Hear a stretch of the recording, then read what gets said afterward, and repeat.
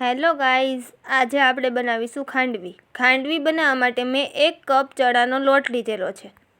1 cup મેં અહીંયા છાશ લીધેલી છે. તમે જોઈ શકો છો. જે કપ વડે તમે ચણાનો લોટ લો છો તે જ કપ વડે છાશ લેવાની છે.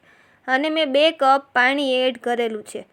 તે જ કપ વડે આપણે પાણી એડ કરવાનું છે, જેથી કરીને આપણું બેટર એકદમ સરસ બને. તેની અંદર જો તમે દહીં એડ કરવા માગતા હોય તો તમે દહીં પણ એડ કરી શકો છો.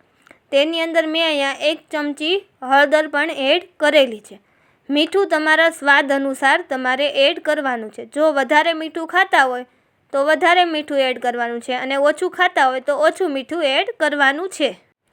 પછી તે બેટરને આપણે એકદમ સરસ રીતે મિક્સ કરી દેવાનું છે.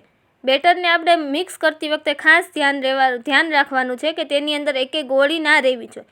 આ રીતે આપણા બેટરને એકદમ સરસ રીતે મિક્સ કરી લેવાનું છે. પછી બેટરને આપણે ખાંડવી બનાવવા માટે કડાઈની અંદર રાખી દેવાનું છે.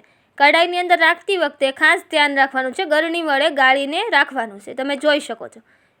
કડાઈની અંદર રાખીએ ત્યારે આપણે ગેસ ફાસ્ટ રાખવાનો છે. તમે જોઈ શકો છો. આ રીતે આપણું બેટર એકદમ સરસ રીતે થવા માંડ્યું છે ખાંડવી માટે તૈયાર. બેટર આપણું જાડું થઈ ગયું છે. તમે જોઈ શકો છો. આ રીતે આપણે સતત હલાવતું જ રહેવાનું છે, તેથી આપણું બેટર એકદમ સરસ બને ખાંડવી માટે. પછી ગેસની ધીમો રાખવાનો છે થોડી વાર અને પછી પાછો ફાસ્ટ કરવાનો છે. આ રીતે આપણું બેટર હવે ખાંડવી માટે તૈયાર થતાં 8 થી 9 મિનિટ લાગશે. તમે જોઈ શકો છો.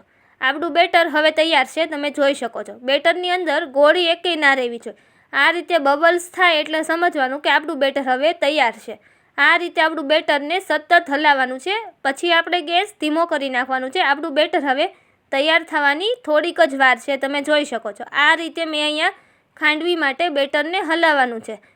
બેટર હલાવતી વખતે ખાસ ધ્યાન રાખવાનું છે કે તે હંમેશા ગેસને ધીમો ફાસ્ટ કરતું રહેવાનું છે. ફાસ્ટ રાખશો તો બેટર નીચે તળિયે બેસી જશે અને ધીમો ગેસ પણ નથી રાખવાનો. થોડી વાર ફાસ્ટ કરવાનો છે અને થોડી વાર ધીમો રાખવાનો છે. તમે જોઈ શકો છો. આપણું બેટર હવે તૈયાર છે. હવે મેં અહીંયા થાળીની અંદર પાથરેલું છે. તમે જો પ્લેટફોર્મ ઉપર પાથરવા માંગતા હોય તો પ્લેટફોર્મ ઉપર પણ પાથરી શકો છો. પછી આ બેટરને આપણે પથરાઈ ગયું છે. હવે છરીની મદદથી એક સરખા રીતે કટિંગ કરી લઈશું. આ રીતે આપણે છરીની મદદથી કટિંગ કરી લીધું છે. પછી આપણે આ ખાંડવી માટે રોલ તૈયાર છે. તમે જોઈ શકો છો. મેં અહીંયા કોકોનટ એડ કર્યું છે. તમે એડ કરવા માગતા હોય તો એડ કરી શકો છો. ના એડ કરો તો પણ ચાલે. આ રીતે આપણા ખાંડવીના રોલ તૈયાર છે. તમે જોઈ શકો છો. ખાંડવી આપણી હવે એકદમ સરસ રીતે તૈયાર છે. મેં અહીંયા રાઈનો વઘાર પણ એડ કરેલો છે, જેથી કરીને સ્વાદ એકદમ સરસ આવે અને કોકોનટ પણ એડ કરેલું છે. ખાંડવી આપણી તૈયાર છે. ખાવાનું મન થાય તેવી.